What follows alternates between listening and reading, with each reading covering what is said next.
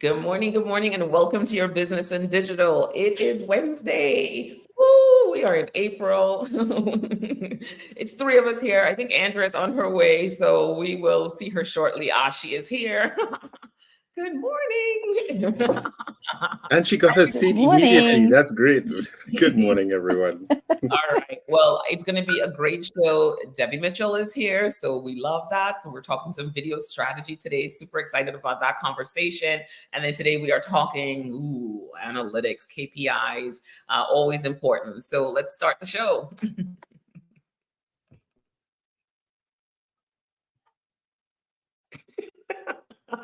Okay.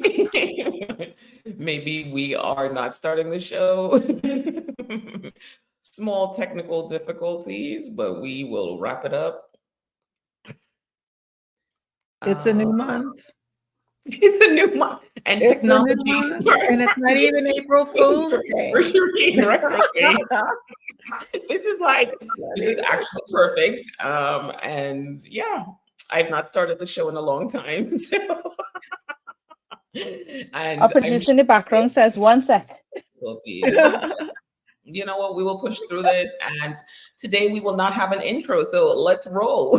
All right, guys. So today I'll just jump into a quick recap of the show from last.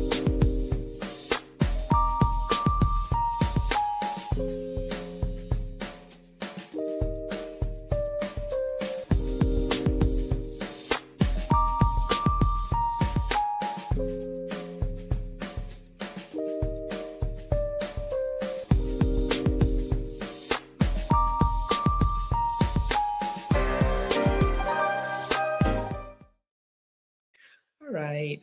So we had some technical difficulties. I see it everywhere. Everyone's like, it's going to have technical difficulties as Mercury's in retrograde. So check out of the way. I was about to say that Mercury is in retrograde. I know. I was reading something about it this morning. So I'm like, but we're not going to let that, we're live. And so that's what happens sometimes when it's live. And that's some of the sweetness of it too, right? So we're not opposed to it. So, all right, let's jump into a quick recap of the last show. In the last show, what did we talk about? We talked about more technical difficulties. We talked about maximizing growth within the integrated sales funnel. We really just covered the brand awareness pieces, right? We've said it before, right? The sales funnel is something that sometimes we don't talk about it enough. We really don't spend time defining the funnel. And where we wanted to be in this conversation is we wanted to bring all the key stakeholders, right? Finance, sales and pricing, operations, and marketing to the table to have a clear conversation around brand awareness and that sales funnel and building that first stage, which is really all about the attracting content. But we have to be on the same page around who the audience is, the piece of content that's going to come through, what's going to happen, right? Sales needs to understand that so that they're helping to shape that conversation because they bring a lot of information to the table about their customer. They want to understand how are they shaping it? What are they getting? What are they seeing? By the time they get to talk to sales, what have they seen along the way and through brand awareness, right? Finance is having this conversation around, okay, so there's no money happening yet, but I see the road to money, right? I see the road to money by these actions, these clear actions that people take. So in the sales funnel, we also talked about as a business, we set our own, we create an action, the saying, every action has a reaction, right? So I want to add to that. So every action, which is the business, you take an action, then you are expecting a customer reaction. But then you're also looking to understand what is the KPI associated with that, right? So it's your action, the customer reaction, and then what are you measuring? So that's how we really developed it. We're going to continue with this series every Monday until we're done with it. So through the funnel, really moving through all the stages and really covering all the key elements. Operations talks through the piece of what do I need to provide for the business at each stage, right? So what are we working through? What are we creating? Is it a spreadsheet for finance? Is it, elements of the videos? What needs to happen behind the scenes? What's that conversation, email strategy, all those things, right? The technical side of things, the infrastructure to support the brand awareness strategy to get to those KPIs. So I think that's it in a nutshell, guys. What do you think? Anything to add to that? I'm Perfect glad we summary. took the approach of slow and steady. Yeah. There's a lot of content here, a lot for your eyes to consume and your ears to absorb. So it's pulling back a bit and taking our time to breathe through this, especially since all of us, as you mentioned, have a component to it. And for our community out here listening, it is a good thing for us to take this into parts so that you can absorb it, take one thing from each of the things that we're saying, implement it, and be ready for us when we move on to the next stage on the next Monday. So there's homework for you too, as we're doing this work every Monday. So join us, because there's a bit of information for each of us in this, and will help the businesses move forward in a long-term type of way that is sustainable. And that's one of the major things that we're looking for you to take away from this.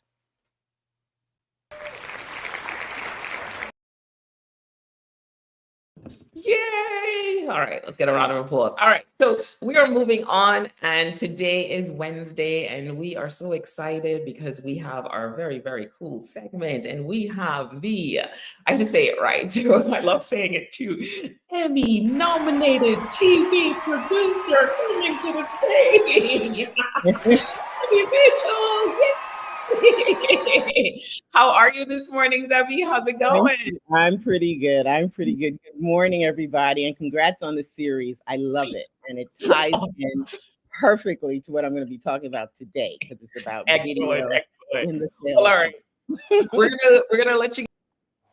Okay, so for those of you who are new to this segment, and me, I'm a TV producer, Debbie Mitchell, and a video strategist, and my company is Deborah Mitchell Media and Associates. We work with entrepreneurs, corporate executive, authors, and thought leaders to expand their online presence and increase revenue by using video storytelling to take their audience on a journey to becoming customers. So the last time I was here, I discussed using video content in the different stages of the sales funnel, the customer journey. So here's a quick rewind. The benefits of implementing a strategic video marketing campaign includes compelling video requires planning, strategy, and targeted distribution to reach your targeted audience for it to really, really work well. So you always have to keep that in mind, a plan and strategy to execute. A strategic video marketing campaign caters to each stage of the consumer purchasing journey, and it builds relationships, drives business growth, and converts your audience into customers by leveraging video storytelling. So it's well established that video content is essential in digital marketing, but let's bump it up a notch and elevate the content to high value video content. So high value video content goes beyond simple entertainment, dance videos, and fun videos. High value content is content that has substance, great nuggets of information, and that gives your audience a major takeaway. So again, this can be all used through the sales journey, all these different types of videos. The specific value proposition you emphasize in the video content will differ depending on the customer journey stage that you're in. The ideal video proposition is to the point and appeals to the customer's strongest decision-making drivers. For maximum impact, focus on creating content that addresses your audience's unique needs and considerations at the particular stage that they're in. So let's go through, and I'll give you some key strategies for creating high value video content. So Andrea, this is going to be good for you because it relates to something you asked me about before. Identify your target audience's needs and pain points. You always say that. So that means ask what their challenges are, and then you answer that challenge in the video. So they're seeking information, answer it. Focus on providing solutions, not just information. So you're providing solutions. Don't just tell them what's wrong. Offer practical solutions and advice. Showcase your expertise. Demonstrate your knowledge and experience to establish yourself as a trusted authority. And in any video that you produce, maintain high quality production value, good lighting, audio is key, and nice editing makes it really professional and engaging. So examples of high value video content for the consumer journey. Okay, Andrea, this is for you. An expert interview with industry leaders, that addresses the value proposition, builds trust, and establishes credibility. A financial advisor or an accountant interviews a renowned economist to discuss current market trends and investment strategies. So again, money can be sexy, Andrea. An in-depth product tutorial, that's probably in the desire stage. That addresses specific needs and showcases solutions. So example, a software company creates a high-value content tutorial demonstrating some of the features of a new product. So that's showing their audience the product's capabilities and educates those who are watching to know more about their features and solve specific problems. And then finally, a client success story with emotional connection. That's probably in the decision action stage. The value proposition is compelling story with social proof.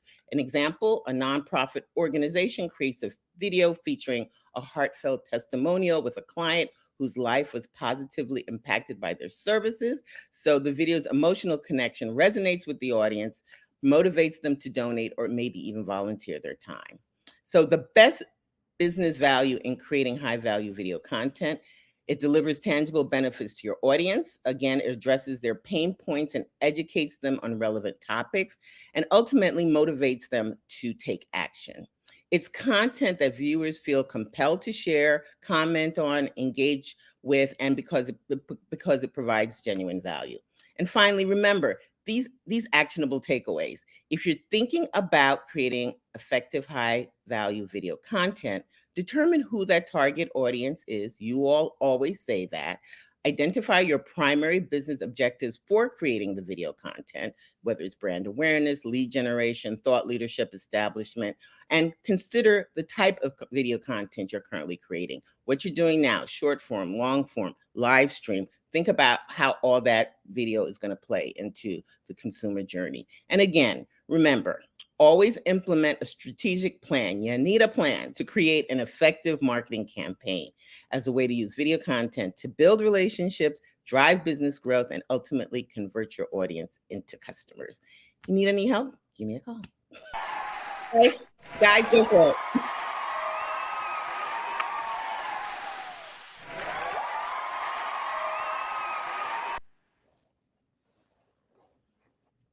So good. You talk to Andrea so much. So Andrea, I have questions. I was thinking of her all the time.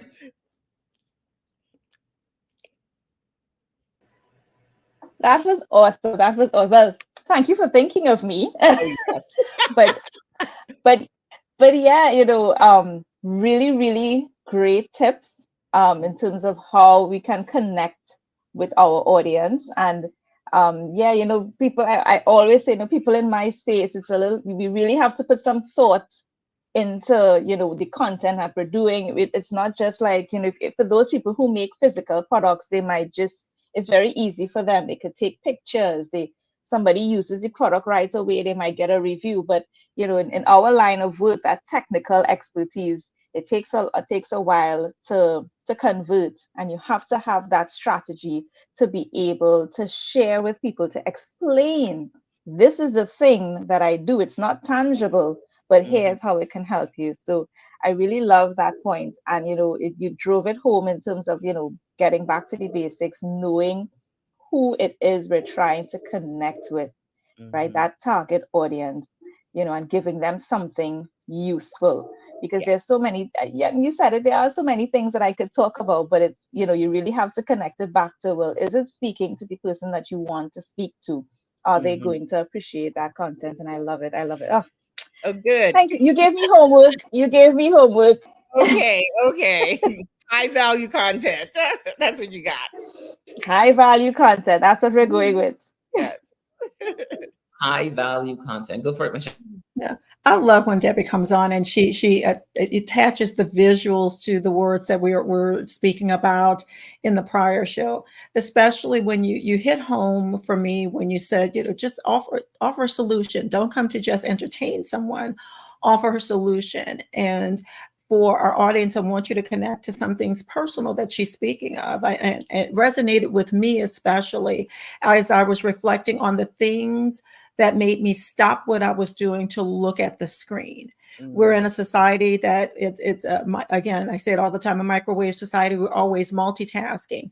But now that there's a lot of these places that are quite visual, but we are starting to treat it like background noise. So as I'm running across something, what's the thing that stops me from doing something else and leans in, that makes me lean in? Or I do a screen cap, or I save, or I like, or I share. What is it about that thing that made me stop? And it's usually because something that they've said has resonated with me, because it's resolving something sometimes that I didn't know needed resolving. But nonetheless, it made me lean in. There's a particular short form thing on TikTok that made me go to a YouTube podcast, Diary of a CEO with Stephen Bartlett, where he has a number of guests. So that leans into another thing that you were speaking of, a trusted advisor and expert in a space where he's having conversation with them. And I think that is such a cool thing to bring to the table, as we do here, multiple people bringing something different to the space that makes them want to see more of what you're saying and flip through the rest of your videos or reflect back on a longer form component of it. So I appreciate the multiple ways that you're inviting people to engage in a very short way that helps them to get into it initially, but also once they have something, to keep moving forward with that same topic, to keep the audience engaged and knowing and liking and trusting, and then eventually maybe becoming a partner, an investor, not just in time, but in money in their business. So thank you. Thank you. I think this is really valuable for our community. Good. Absolutely valuable. Thank you, Deborah. Thank you. So you know where I'm going to go. I'm going to go right back to the start of it, where you talked about strategy and planning. You know, putting together what you're going to be doing, I think gets you over that hump of, you know, feeling uncomfortable on camera, and it actually accelerates you getting to that smooth delivery of your content. You know, so in putting together the show, you know, to me, I find it absolutely fascinating to put together any sort of video. And it's really your blueprint. That strategy and plan is your blueprint for what you're going to say when, what's going to happen when. And the more you dig into that, is the smoother that content is going to come across, and really be a high value content that you can place anywhere. It does. A roadmap makes a difference. It really does. It does. And it helps you to consider all the things that you need to consider in terms of, you're now talking to people, you are speaking to people. So as you said, if it's that desire you're going to push, you're starting with those opening questions. Does this look like you? Are you feeling this? Is your company struggling with? You know, so all of those things you can actually think about, get them down onto paper, and, you know, then start to create that content. Yep, exactly. Oh, good. I'm glad you find it helpful. Super helpful. So much so that I feel like you're calling me out on my non-TikTok strategy. So don't worry, you're not alone.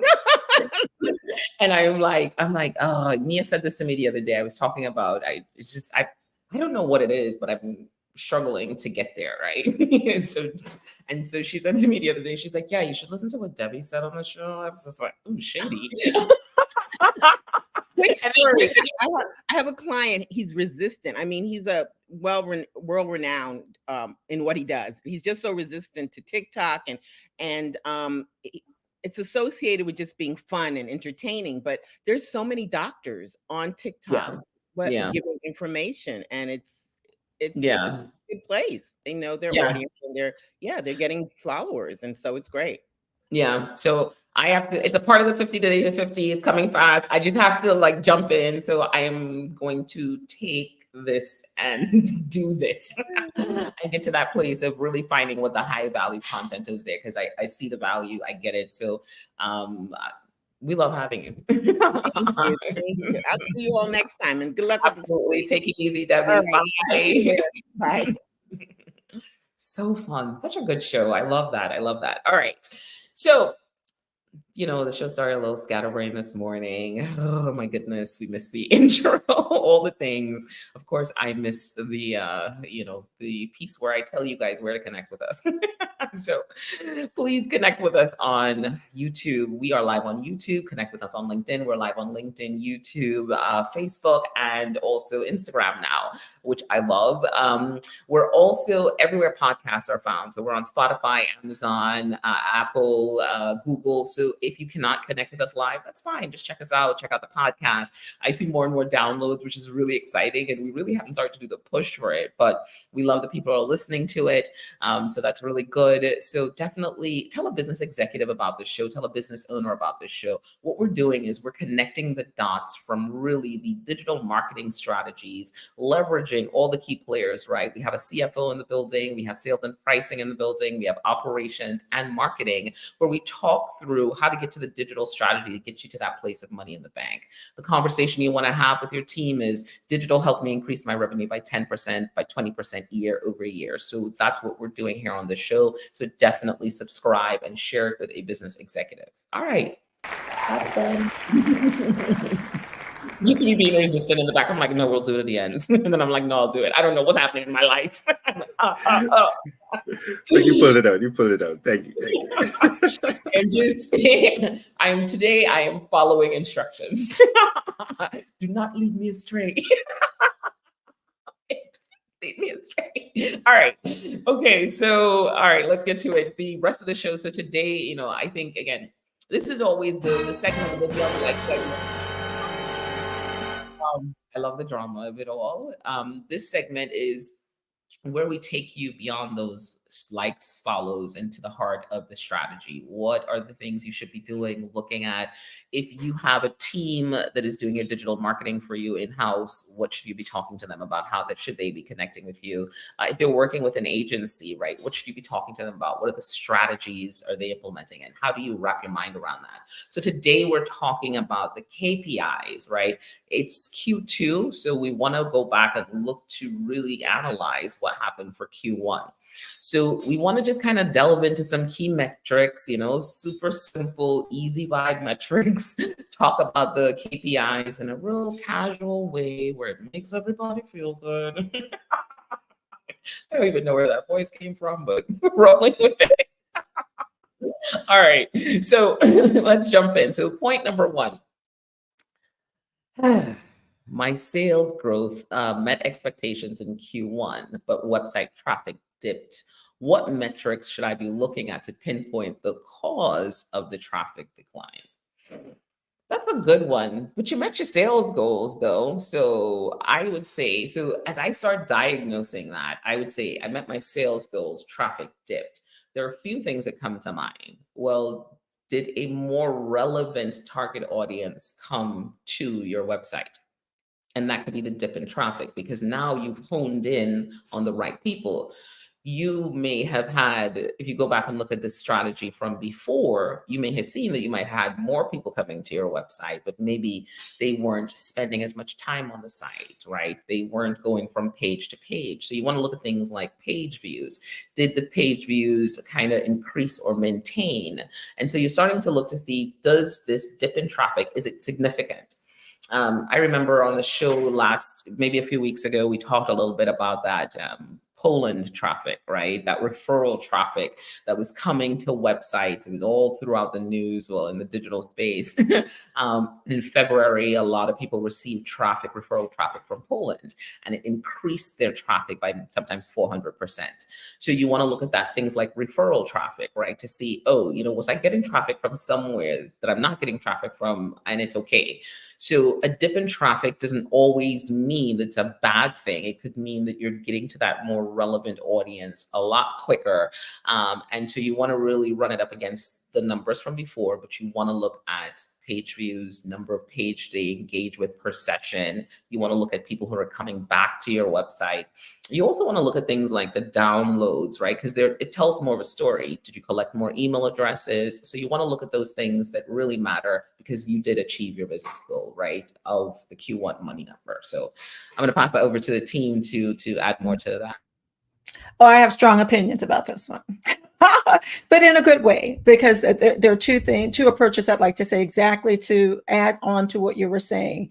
There are other metrics beyond that website traffic, because did you, like you said, hone in on appropriate keyword terms? Did you massage? Did you revise any verbiage that was a bit more succinct? Were there more visits to your FAQ pages? Was your cart abandonment lower or greater? Did the click-through rate to purchase get better than it was previously? Having a larger audience does not always equal more money in the bank. If it's a large audience that's not converting, it doesn't make any sense to have that larger audience. But if it's the right audience that has been provided a clear and defined path to success, to that yes, and they're getting through that path faster, then fine. That's a better, concise audience. You're delivering the right message and having the right outcome. My next thing on the money side would be, was your goal too low? I'm going to push the envelope a little bit on that too. Was it an appropriate goal? And it's great that you met it, but is it time to increase what that goal should be and what your expectation should be for your business? So I often push the envelope with my clients on that respect too, because many of them are quite conservative and not stretching themselves enough to get to that next place. So I'm going to hit you from both sides. I agree with that. I agree with that, Michelle. You really have to look at the relevance of this target to in the first place. Is it the right target for you? But I myself, I have two kind of perspectives on this. So one, this is where, based on what Tamara said, this is where, as a finance person, this is where you could start to see, well, is the money is actually working? Because if we're getting tighter and more efficient on our digital marketing, which is leading to a more cohesive group of people coming to us that are ready to buy, then that's where your efforts are working. We could see that. So this is where a clear indication, okay, your website traffic might have dipped, but it does not necessarily mean that it's a bad thing. It could mean that, based on what Tamara said, you're probably honing in on a target audience that is ready to buy, and you're coming in and you look at the other metrics. But I just wanted to add maybe a just more practical thing for people to remember. Look and see the source of the sales. Could it be that an offline activity gave you the traction in order for you to meet this goal? Of course, assuming that the goal was relevant to start with, assuming that the goal was proper. Just take a look. So it may not always be, oh my God, the website traffic dipped and I don't know what's happening. Maybe just take a look at maybe your offline activity gave you the extra push that was needed. Maybe if you're selling a physical product, maybe you went to some markets during the month and you had additional activity. Maybe you did some networking, and those cold calls or those exchange of call cards prompted itself into maybe an email into your inbox, and they're like, yes, we're ready to talk. So don't forget that while we are talking about the metrics, the online metrics, don't forget that there are offline activities that can help you. So just make sure to merge the two. Yeah, we call that channel mix and segment mix. So, it's what's your channel mix? Is it as you predicted? And if you don't have those measurements and didn't have a goal for it, begin setting one. And then your mix of business, are the products and services being sold the way that you thought they should have been and would be sold? Or did they change a bit? And is that something that you need to look forward to and revise your expectation moving forward? Or was there an aha moment that you can say, didn't see that one coming. Let's figure out how we can continue to capitalize on it and move things forward. One of the things that Tamara said is we met our sales expectation, but did we meet our financial revenue goals? Did it flow through appropriately? Don't you like that I went down that route, Andrea? That I look for flow through and see if it actually netted the profit that we needed? See? Yeah. I'm there. But I think again, we're going back to what we spoke of earlier. It's full circle. It's not just one thing or another. We're again speaking to how it's touching all of us and how every bit of it matters, and that we review and dive into the tiny pieces, because those are the places where the money is really found. Excellent. All right, ladies, gentlemen, moving on along. That is point number one. So So customer acquisition costs seem kind of high this quarter. Are there specific marketing channels I should be focusing on to improve efficiency? So, I'm going to kick this over to Michael. I think let's talk a little bit about that customer acquisition cost and it being higher. I feel like there are a few factors in there you can delve into. Yeah, absolutely. So that customer acquisition cost being higher, you want to make sure you're optimizing, of course, your marketing spend, right? And focusing on those KPIs that allow you to allocate your marketing budget toward channels that generate more return for you over time. So you really got to look at those channels and see, well, okay, what's my return on each channel? I don't think it's either, I should focus on a channel because it improves efficiency. You focus on a channel because it gets you business, because it gets you sales. So you just want to make sure that your activities on that channel are in line, that you're not, as you're saying, doing too much just to get one customer in. You also want to look at what your customer behavior is like, right? What are the KPIs there? Things like your conversion rate and how well you're generating leads, all will provide insight into each marketing channel and help you tailor that message and content so it resonates better with your audience. So that's some thoughts there on what you should be looking at if your customer acquisition costs are looking higher. Again, I would look that definitely operational to one point. I would also say, am I, too much of my marketing is going to the wrong audience? Am I spending too much on the wrong audience? Am I focusing on the wrong keywords, etc., etc.? So, or am I adding too many steps to that funnel, right? Am I maybe using too many steps that they don't need that many steps? And each step, there's a cost, there's an implementation cost to that step. So a couple things there that you might want to look at, and optimization is where you'd be going to fix it. Can I add something to what Michael's saying too on this cost of acquisition? And think of this as it's not always new business. We spoke of continuum often in here and post-sale activity with a client that you already have. So what are the practices that you have in place to ensure that they're repurchasing and staying engaged with you? So is there automated email flow or communications that will invite them to rebuy a specific product, to auto deliver at a specific pace so that that touch point is much lower? When there's a companion product that you have or service available, that you're messaging them, inviting an increased buy point when they are purchasing, that average sales price increases for them. And that helps with that acquisition cost because you've already acquired them. They already know you. The point from A to purchase Z is much faster, and that helps with that component. So just food for thought from a sales perspective on ways to mitigate that higher acquisition cost.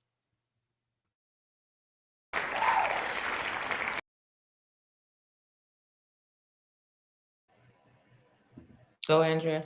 Oh, got it. All right. So third question. So my email open rates have been steadily declining. What strategies can I implement to improve email marketing engagement? So open rates really come down to subject lines, right? Subject lines, and also making sure that you have a clean email database. I'm actually going through this with a client right now where we're looking to see, we've noticed that every time we send an email, a bunch of people unsubscribe, right? So it happened once. I was like, all right, that's good. We're cleaning the list. Happened again. And I was just like, so many people unsubscribed. So there was a red flag for me right away. I was just like, okay, something's wrong here. And then when we talked, it was like, yeah, this email list is kind of old. So we have some new emails that we're moving into the flow, to the fray. So you want to really understand if those emails are new or not. And you want to be in a space where you're collecting new email addresses all the time and adding to it, right? And there's that connection. When you get an email address, you have to do something with it. You have to follow up. You got to do something with it. You got to keep the conversation going, because you can't just assume, hey, they're waiting for me. They're giving other people their email addresses as well too. So really food for thought around that. And the open rate is connected to that subject line. That subject line is the thing that they see on their phone. It's that quick little thing that says, is this appealing to me? Should I open this? It's what's in it for me. Once you get in, then you get into the point of personalization and all those things. But those are going to be the things that matter when you're looking at email open rates. You also want to pay attention to industry standards. Yeah. So what are the benchmarks around the industry? And usually the email marketing tool that you use sometimes will give you that information, but you want to kind of just be aware of some benchmark information. What's a good open rate for your industry? And just doing some research on that could be really, really helpful to give you a better gauge. You know, I've got to jump in here. So there are a couple of strategies we can look at. Exactly what you said. Segmentation is one thing, and list segmentation definitely. So what tends to happen? We tend to start our email campaigns and we're collecting emails and they all go into one bucket. But you need to do some segmentation to understand, you know, who is where in their journey in this list.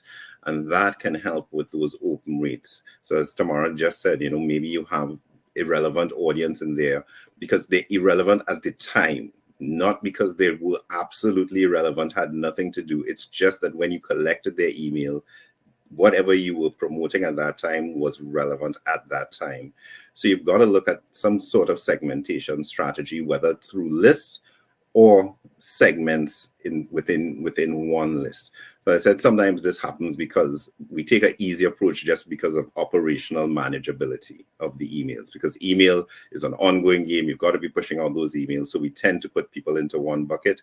First thing I would say is start that segmentation. And one more point, sorry, I'll add one more. Sorry.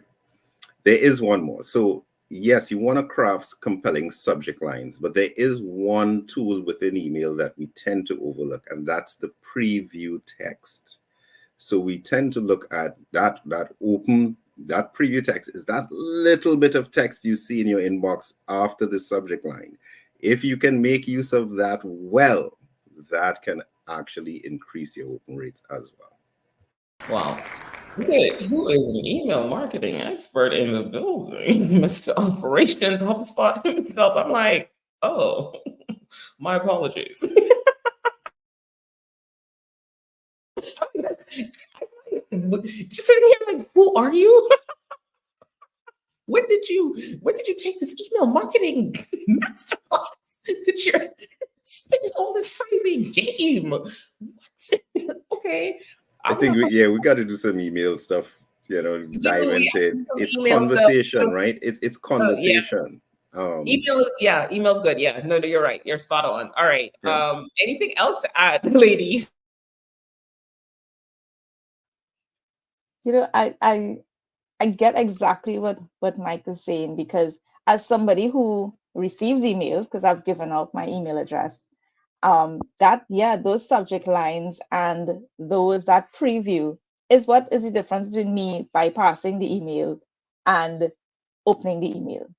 So I really think, as I could say for sure, as somebody who receives emails, that is what usually is the trigger for me to want to open it. And the thing about it, email is very strange. I gave out the email because I think it's relevant.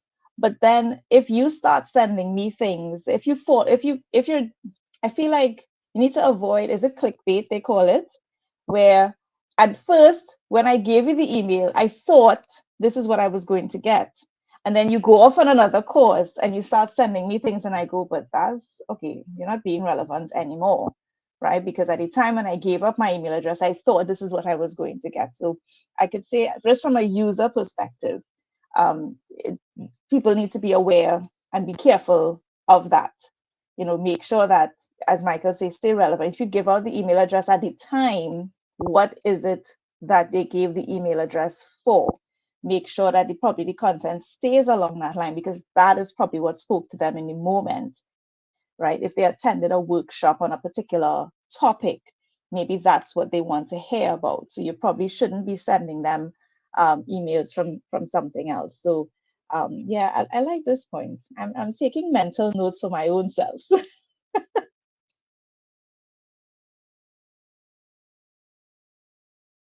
Oh, all right. So I'm going to kick this one to you, Michelle, for fun. Social media engagement seems stagnant. Stagnant. Are there key metrics I should be focusing on to boost follower interaction?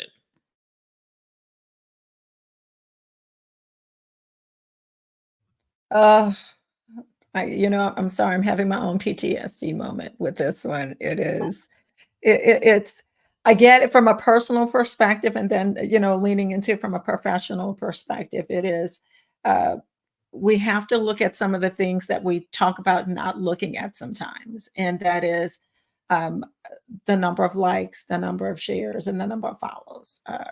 If people are not looking at your content long form, long time, if they're just bypassing, they basically see your stuff and just swipe past and move past, that's an indication. So what's your click-through rate like? How many are liking and sharing, and what is that content that helped someone to become engaged when they are engaged? What is it that was resonating with someone? We had that moment here in YBID when we had a hot topic that was hot, sizzling hot on Rihanna. And when we reflected back on it, was it just the topic? Was it the content of the topic? Was it the timeliness of the information? All of those components are resting heavy on this. But when we're looking at that information, we're looking for what was the content that we put out that had higher engagement, and how do you get into that? Are you actively responding back to those that comment? Are you engaging? We speak about that all the time. And if there is a low click-through rate, that means that we're doing something that is causing people to not engage with us. So something that we're delivering is not meeting a need that your audience has. It's not resolving a problem that Debbie spoke about earlier. Is it something that is of high value that's going to allow them to invest their time? Or did we not have a clear call to action in what we were asking of them? Did we ask them to like, to share, to comment, so that we know that what we're putting out there is engaging? So we have to invite in the world that we're in a call and response component that we speak to so often in this space. I love that. It's really great point there. I was actually looking at some social media analytics today around the 50 for 50 campaign. And I was looking, what I saw was I did a quick video that was just the update. And then I've been doing the updates on the show and then cutting that. And that quick update reel did better than everything else. Now, what I saw next was that a picture of me in a story did well too. So I have to go back now, do that update, because that reached more people, but then continue with a certain type of post. So it's been an interesting dynamic to watch the social media impact of it. But then what does that eventually lead to, right? Because where our goals around engagement, visibility in Orlando, all those things, it has to lead back to something. So really good points there. All right. I think we're moving on to the next point, because I know we got we got some more. We still have like 7. We have 7 altogether. So this one is this is a CFO question for sure, because I see the word in the beginning, profit margins. I'm like, I was like, it's a CFO question. Profit margins seem lower than expected. How can I analyze my financial data to identify areas where I can cut costs or improve pricing strategies? Oh, it's a hybrid. It's like finance in the beginning with a flavor of sales and pricing at the end. So I think you guys are going to win this question. All right. So the thing about it, profit margins come back to the basic of what is profit, right? The basic of what is profit is sales less expenses. So if you want to understand your profit margin, or you want to manipulate the profit margin, that's where you're going to need to attack your efforts. So the first point, if I'm looking at sales, you need to increase the sales. So obviously that figure needs to be bigger. If the profit margin is low, it's because that figure needs to be bigger. How can it be bigger? Well, sales grows in different ways. You could grow your sales by literally selling more. which means that's quantity based. You go in and you say, listen, I just need to get more customers. I just need to get more products sold to increase sales. Or you can increase the price. If you increase the price, then that means the same quantity that you are selling now can give you the higher sales value because the price that you're selling at is higher. But of course, that comes with a caveat. You have to be careful when increasing prices because it comes back to your audience. Can your audience, the people that you're selling to, can your customer segment handle a price increase? So you also have to bear that in mind. When you're increasing prices, you always want to take into consideration things like what your competitors are doing. Of course, you want to take into consideration your cost, which I will get to after. If it is you're selling at a loss, then definitely you need to increase your price. However, if your competitors are selling at a lower price and seemingly doing so well, you need to analyze, well, how is it that the market is selling at, how is it that the market could handle this price? And I'm not being able to be successful with this price. It could be that you have some inefficiencies. So we're not just going to go out there and increase price. You're going to go out there and increase price with a basis behind it, which leads me to the second point of the cost element. Because remember, I said the profit formula, sales minus expenses. So the other thing is definitely you want to reduce costs. Now that's always a strategy that you can always apply, whether or not your margins are begging for it, right?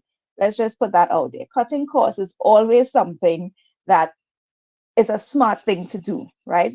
Constantly reviewing your cost structure to make sure that you're staying efficient means constantly looking at where costs are going. The thing about costs is that costs can creep up on you sometimes and you don't even realize that you're paying more for something over time. So especially if you're making a product, especially you might have a particular raw material that has probably increased, look back and see it might have been increasing over time, and little bit by little bit it has been eroding your margins, and now it's big enough and you realize, oh wow, my margins are so low. So cutting costs is always something that you can do, but again, making sure that you maximize the money by going out there checking to see, well, what are the things that I'm doing that probably are not efficient. Once you look within, are there things that I am doing that are inefficient that I could remove? And two, you go out. Can I negotiate with my suppliers? Am I buying in big enough quantities that I could go to a supplier and say, hey, I think I deserve a 1% or 2% discount because of my constant buying? Try to get into agreements that, of course, would benefit you in the long run. So those are the two things that you can look at if you're looking at your profit margins. If you find that it's slipping and it's not performing the way you'd like it to, those are the two things that you can look at. I am, to add to what Andrea is saying, I'm going to bring it back to one of our earlier points. And I invite all of our community to consider a couple of things. We spoke about channel mix and product mix of what's sold. When the month actualized, did you sell? Did you produce? Did you gain customers from channels or products that have a lower margin expectation than those that you went after before? Think about that, because we're doing a lot of things in multiple channels. We all talked about omni-channel presence. Not saying that that was a bad thing. I'm just saying, was the result of us doing some marketing that cost us something, yielded a higher performance than anticipated for a product that yielded us great revenue, but perhaps the end result after expenses yielded a lower margin than we expected. That may not be a bad thing. It just, we had a different expectation. We expected something different and the outcome was different. Product mix. What are you producing? Did it come out in the mix that you were anticipating? Did you provide more services that are more expensive and require more time than you anticipated? Did you yield more time, spend more time doing something, and you were not as efficient as you needed to be in order to yield the margin? So relook at your time in motion. These are things that I invite you to look at before you pull the trigger on doing anything. Reanalyze those numbers first. gain a strong understanding, and then figure out what revisions need to be made, if any at all, before you get into a mode of asking for a different price. Now, let's shift to pricing. I have strong opinions in this area because inevitably, as I'm working with clients, I often find that they're not asking for their value from the beginning. So this does require you to really take a strong look at what your ask is, what the competitive set is doing, and how much price resistance. This is where we go into price resistance. How much cart abandonment do you have?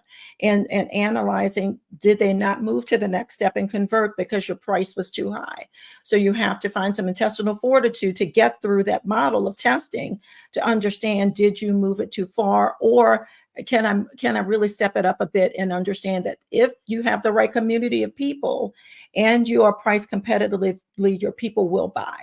So it's okay to move up pricing. It is okay to stretch yourself a little bit, but you have to make sure that you have the measurements in place to judge and move appropriately when that happens. But Andrea is right. I invite you to stretch yourselves a bit and understand and do it in a way that's smart for your business. But that's another way to improve your profit margins. Oh, amazing. You ladies killed it. All right, moving on to, we have 2 more questions. I know we have a little bit of time, so we're going to try to get to these quickly because I think these are really good as well. I'm considering expanding into a new market. What online data can I use to assess the market potential and inform my decision? This is like my favorite question, so I'll quickly run through this one. You want to use keyword data. You really want to understand, you want to jump in there, do the market research and understand the market share. A great way to understand market share is through keyword information, right? That keyword information, understanding the search volume on a monthly basis tells you the potential market opportunity.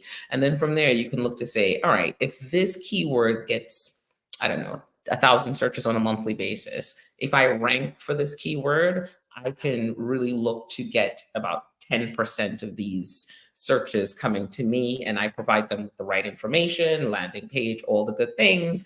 That's kind of how you're looking at market share. So I would say that's a really great place for you to start.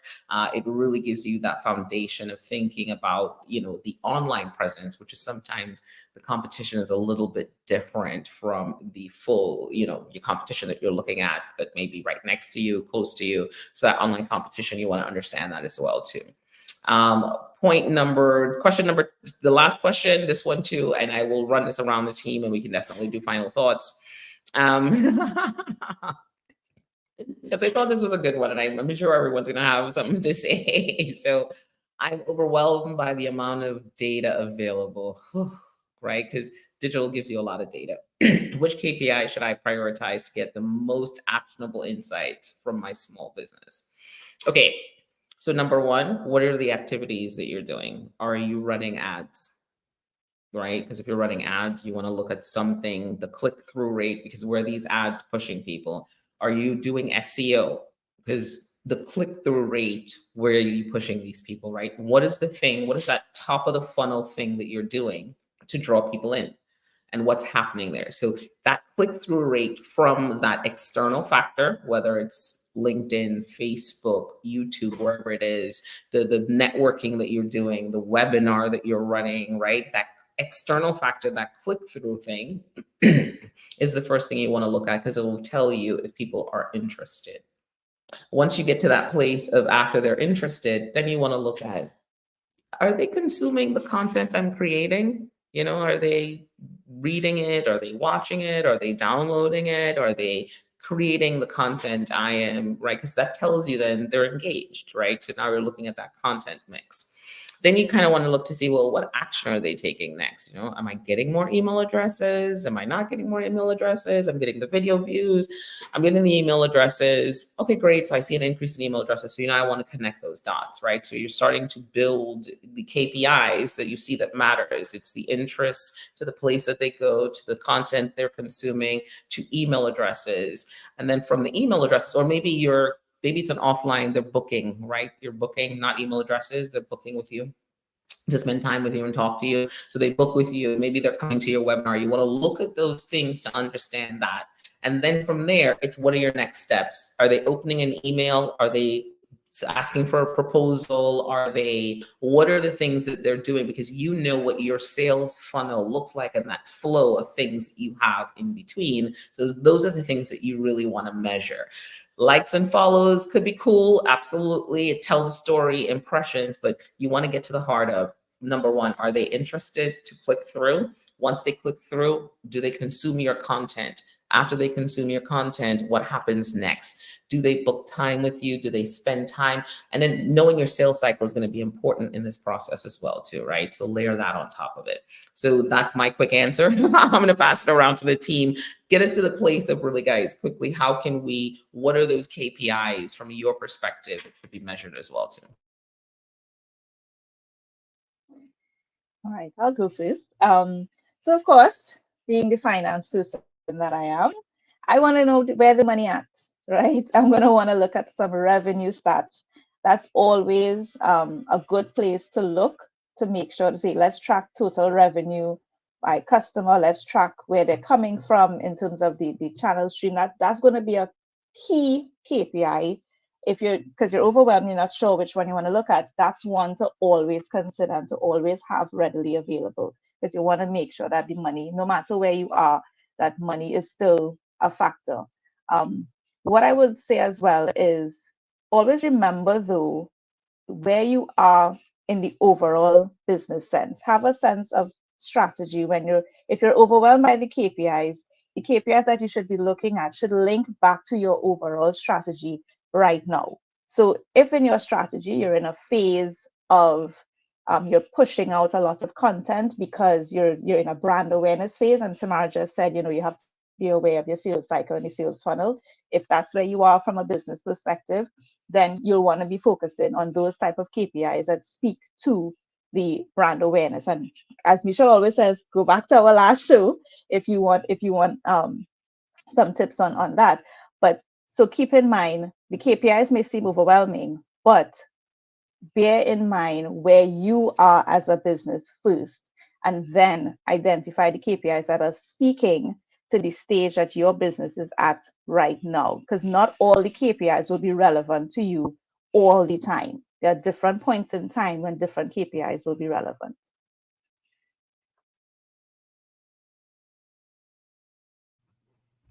I love this question. It's actually one of the things I cover with clients often, because it is part of housekeeping to me in this, because we have a lot that we're trying to accomplish every day. What I advise clients as we're walking into this is, let's not conquer the world moment. Specific time, accomplish that one thing that we're going to identify is your thing at that moment. In this instance, let's talk about, we're trying to understand why somebody is not converting. They're putting something in the cart and they're not moving from the cart to purchase. What is the KPI that's going to help us to identify those things and act on it and move one thing forward? So are they clicking, and what is the thing that they're clicking and putting into the cart? And can I look at the description? Can I look at the audience that's putting it there? Do I have a broken link? Those things, and act on that one thing, move that to the next stage, step away, and then come back in. Don't try to conquer everything from a sales perspective at one point. Seek help. Don't do this alone. As we're doing this, I know in this instance, and all of us in this space do it all the time, when I have something that I'm trying to work through, I will reach out to T. I will ask her, what's your opinion on this, and have a brain share to resolve that next thing, to understand and move through something quickly. So don't feel like you need to be in this alone and accomplish one thing, a set amount of time to move that item forward, and then get back in and try to hit another KPI and act on that next KPI. But don't look at it all and think you have to sit there and accomplish everything in a working day. Not a reasonable thing, but one tiny thing, move it forward, hit something else, move that one forward. Go for it, Mike. Yeah, I'll round it out. So what we're saying is we've got to look at what indicates movement.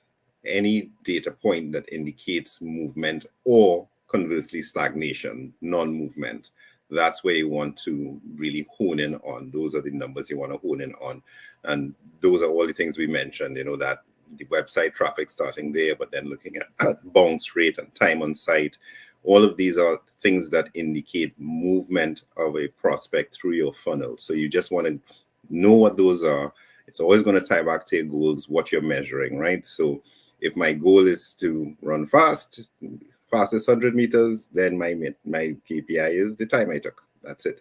So keep it simple and just look for what metrics indicate movement through the funnel.